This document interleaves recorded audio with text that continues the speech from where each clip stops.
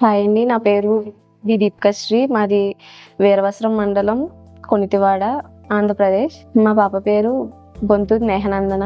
మా పాపకి 4 సంవత్సరాలు. మా పాపకి మాటలు వినిపించవు. వినికిడి శక్తి తక్కువగా ఉన్నది. మా పాపకి 1 ఇయర్ ఉండగా తెలిసింది మాకు హియరింగ్ ప్రాబ్లం ఉన్నదని చెప్పేసి. చాలా హాస్పిటల్‌కి తిరిగాం. అమృతి ఎన్‌టి హాస్పిటల్ మాకు వాట్సాప్‌లో రిలేటివ్స్ మామూలుగా పెట్టారు. మెసేజ్ పెట్టారు ఇలాగ చేస్తున్నారండి అని.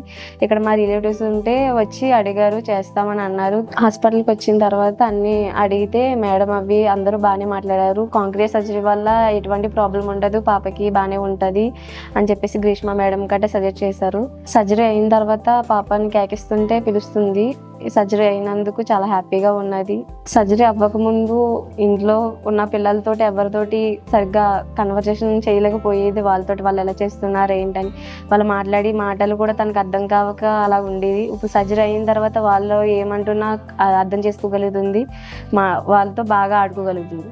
మా పాపలాగా బాధపడుతున్న వాళ్ళందరికీ నేను ఒకటే చెప్పగలను, మీరు కూడా ఏ డాక్టర్నైనా సజెస్ట్ అవ్వి ఇలాగ కాంక్రీట్ సర్జరీ అవుతున్నదో లేదో హాస్పిటల్లో కనుక్కుని ఇలాగా కాంక్రీట్ సర్జరీ చేయించుకోండి.